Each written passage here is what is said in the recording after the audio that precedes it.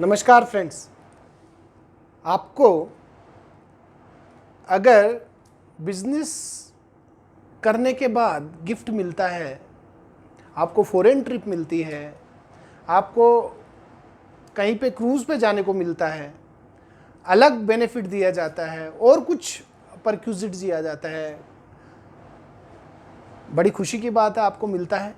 But मान के चलिए 1 जुलाई 2022 से ये जो आपको परक्यूजिट बेनिफिट मिल रहे हैं, इन पे सभी पे टीडीएस की एप्लीकेबिलिटी आ जाएगी। मीनिंग देयर बाई, अगर ये सारी सुविधाएं, बेनिफिट्स जिसे हम कह सकते हैं, आपको दिए जा रहे हैं, और पहले क्या होता था और ये प्रोविज़न लाने का मतलब भी क्या था। सबसे पहले आता हूँ, सेक्शन कौन सा है? सेक्शन 194R, एप्लीकेबिलिटी 1 जुलाई 2022 से 1 जुलाई एक तरीके से जब टीडीएस के ये जब सेक्शन आते हैं, पहले 194 क्यू वो अभी तक हम समझ रहे हैं, और अभी एक और 194R 1 जुलाई 2021 से क्यू था, अब आर है।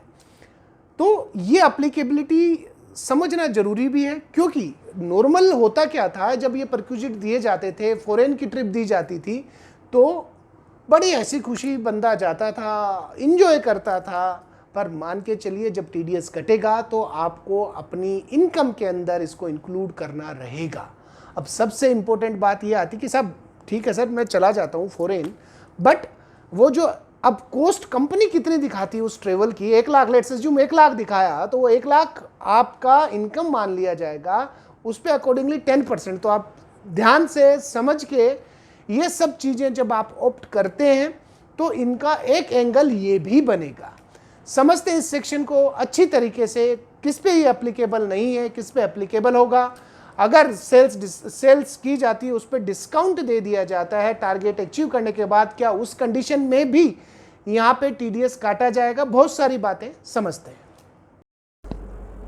194R, आप देखिए, सबसे पहले इस सेक्शन को हम समझने की कोशिश करते हैं कि कहना क्या चाह रहा है। रंग बिरंगा सेक्शन है नहीं है, ये मैंने कर दिया है।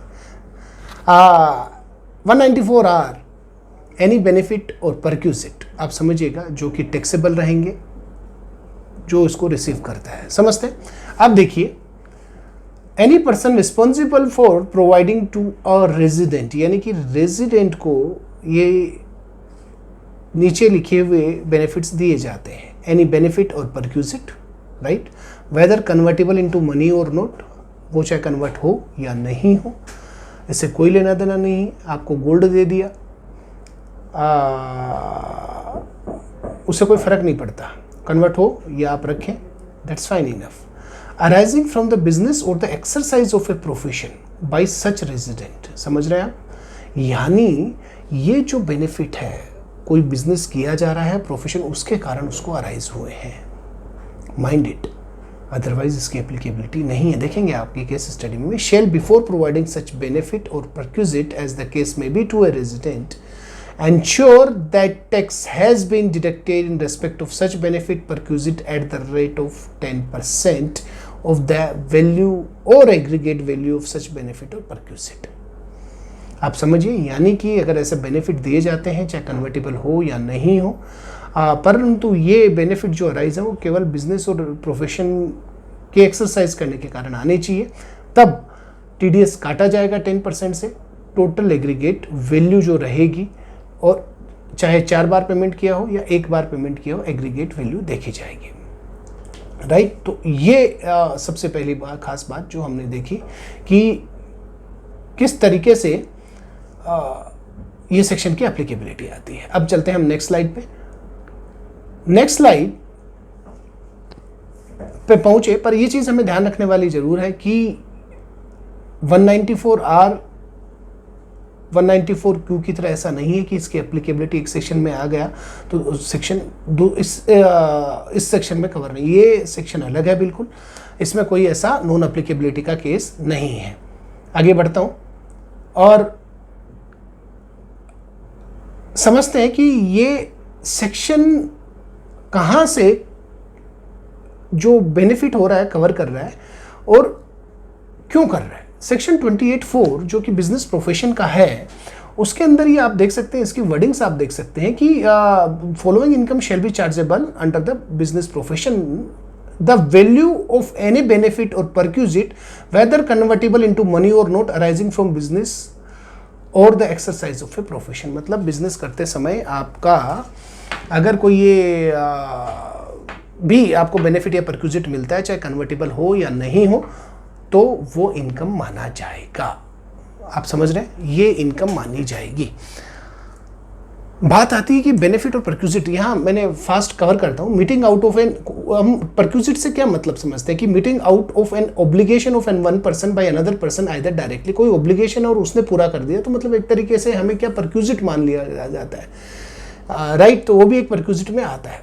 किसी को फीस पे करनी है, पे कर दी उसने, प्रोविजन ऑफ सम फैसिलिटी और एमिनिटीज, जैसे कि हम परक्यूजिट नॉर्मल में बोलते हैं कि हाउस होल्ड दे दिया, रहने के लिए मकान दे दिया, हाउस होल्ड में कुछ सुविधाएं दे दी सर्विसेज की, तो वो सब परक्यूजिट हम मान लेते हैं। तो इस तरीके से परक्यूजिट जो भी दिया जाएगा सब टैक्सेबल होगा। माइंड इट, मैं बात सैलरी की नहीं कर रहा हूँ, सैलरी ऑलरेडी 192 के अंदर कवर है। हम बात कर रहे हैं और कोई बिजनेस के चलते हुए अगर कुछ बेनिफिट परक्यूजिट आ रहे हैं, हम उसकी बात कर रहे हैं। नाउ बात आती है कि बेनिफिट सर, मतलब यहाँ बेनिफिट है इररिट्रीवेबल, मतलब कि वापस नहीं आने वाला, ना कुछ होने वाला। जो बेनिफिट गया बेनिफिट गिवन टू एम्प्लॉय, मैंने आपको ऑलरेडी बताया कि 17(2) जो सेक्शन है उसके अंदर कवर है ऑलरेडी, 192 के अंदर टैक्स करता है। बात आता है तो फिर 194R के अंदर कवर क्या है, ये देखो समझने वाली बात है।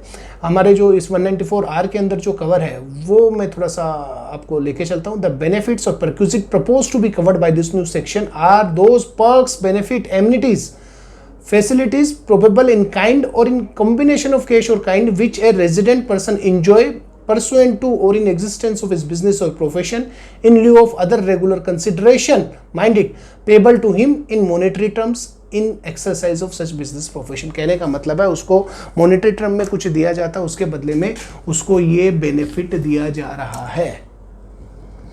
समझ रहे हैं? कंसिडरेशन, एक तरीके से कंसिडरेशन को किसी और तरीके से कन्वर्ट करके दिया जा रहा है, अगर हम लेमन में समझे तो, राइट। तो ये पर ये बिजनेस और प्रोफेशन को करते समय ही उसको ये मिलना चाहिए, राइट। तो अब बात आती है कि सर ये टीडीएस की एप्लीकेबिलिटी कह रहा है, मैं फिर कह रहा हूँ इनकम है कि नहीं है, मैं उस पर डिस्कस कर ही नहीं रहा, इनकम है। बात आती है attention invited also such gift perks और benefit provided to special occasion. मैंने ऑलरेडी पहले भी बताया कि जैसे दिवाली पे स्वीट दे दी, मैरिज पे गिफ्ट दे दिया, वो सब इस पे कवर नहीं, मेरा अपना व्यू है कवर नहीं होने वाले, क्योंकि बिजनेस से और प्रोफेशन को एक्सरसाइज करते समय जो आपको बेनिफिट मिलते हैं उनकी बात की जा रही है। TDS rate already discuss 10%। TDS किन किन परिस्थितियों में नहीं लगने वाला, all the these circumstances where no TDS will be deducted. First, in the case an individual HUF जो बिजनेस और प्रोफेशन करता है उनका टर्नओवर 1,50,00,000 समझ रहे हैं, यानी कि जो पहले हम यूज करते थे कि टैक्स ऑडिट लिमिट, वो वर्ड यूज नहीं है यहाँ पे कि टैक्स ऑडिट एप्लीकेबल, यहाँ तो 1,50,00,000 डाल दिया। अगर क्रॉस कर गया तो आपको भले ही आपकी टैक्स ऑडिट हो रही है नहीं हो रही है, टीडीएस की एप्लीकेबिलिटी तो आएगी। माइंड इट, ये अब वैल्यू में आ गया है, क्वांटिफाई कर दिया गया है। अब ऐसा पहले बोला गया था जैसे 194(c)(j) में if tax audit is required तब इंडिविजुअल एचयूएफ को काटना पड़ा, वहाँ वर्ड हटा दिए गए, वहाँ पे भी हटा दिए गए हैं। यहाँ पे अब सीधा सा है कि अगर इंडिविजुअल एचयूएफ 1 करोड़ वाली लिमिट के अंदर है तो ठीक है, अगर क्रॉस कर गए तो काटना पड़ेगा। और सेकंड केस क्या है, नो टीडीएस इन बेनिफिट कब, अगर टोटल 20,000 एग्रीगेट क्युमुलेटिव साल भर में नहीं होता। माइंड इट, ये जो लिमिट है 20,000 की, ये हमें 1/7/2022 से नहीं देखनी। ऐसा है, यानी देखिए is to be considered as a whole financial and not period after 17, यानी कि 1/7/22 के बाद की नहीं देखनी, पूरे साल भर की 20,000 की देखी जाएगी, राइट। ये भी अब ध्यान रखने वाली बात है जो आपको नोट करनी चाहिए। कुछ clarification, whether credit notes for post sales discount will attract TDS under this section. कहने का मतलब है कि भाई सेल हो गया और फिर बाद में डिस्काउंट को कंडीशन सेटिस्फाइड करने के लिए दे दिया, जैसे कि टारगेट अचीव हो गया उस पर डिस्काउंट दे दिया, तो क्या ये भी बेनिफिट मान लिया जाएगा? क्योंकि है तो बिजनेस रिलेटेड। मैं आपको बता दूं, आपको 2005 का सर्कुलर भी था हमारा, वो था फ्रिंज बेनिफिट टैक्स से रिलेटेड, उसमें भी कुछ ऐसी परिस्थितियाँ थी। तो अब ये क्या है, ये जो है ये सेल्स रिलेटेड एक्सपेंसेस है, हम इनको बेनिफिट वो नहीं मान सकते। These are the sales related expenses. भाई सेल्स एग्जीक्यूशन तो हो ही चुका है, उसका बाद में कुछ एक्सपेंसेस हमने किए because of the some condition attach to them. ये बेनिफिट और परक्यूजिट नहीं है, तो इस केस में आपका टीडीएस नहीं कटने वाला। Whether sample distribution will be classified as a business perquisite, और कोई डिस्काउंट दे दिया प्राइस के अंदर एट ए डिस्काउंट प्राइस पे, तो क्या वो भी बेनिफिट मान लिया जाएगा और टैक्सेबल होगा, टीडीएस काटा जाएगा? मैं आपको बता दूं, देखो डायरेक्ट बेनिफिट वाली बात है। Let's take an example, sample दिए डॉक्टर को, अब डॉक्टर को उसको कोई डायरेक्ट बेनिफिट नहीं होने वाला, सैंपल मेडिसिन का दिया और वो बंदा लेने लग गया ऐसा तो होने वाला नहीं है। वो हो सकता है पास ऑन कर दे, और उस पर जब सैंपल भी दिया जाता है नोट फॉर सेल ऐसा नॉर्मली लिखा जाता है। वो ऐसा नहीं है कि वहाँ अपनी दुकान खोल लेगा सैंपल से और बेच के monitor, that's again different issue. हम जो बात कर रहे हैं वो सैंपल में उसको कोई डायरेक्ट बेनिफिट ऐसा नहीं मिलने वाला है, तो वहाँ भी टीडीएस की जरूरत नहीं रहेगी। Whether TDS to be third clarification on benefit not rise out business relation. अगर बिजनेस रिलेशनशिप से कोई बेनिफिट नहीं आ रहा है तो टीडीएस की एप्लीकेबिलिटी बनती ही नहीं है साहब। एक फ्रेंड दूर से आया, उसके लिए गिफ्ट ले आया कि साहब ये तो बेनिफिट है, ऐसा नहीं है साहब। आपका बिजनेस और प्रोफेशन से कनेक्टिविटी आपको रहनी पड़ेगी, तभी जाके ये टीडीएस की एप्लीकेबिलिटी आएगी ही आएगी। तो ये ध्यान रखिएगा ये चीज। अब बात आते हैं कुछ cases. A person who is resident, answer भी देता हूँ, and is associate with the business was provided him holiday package amounting 50,000 31/5/2022 by an individual HUF having turnover professional receipt above 1 crore 50 lakh respectively.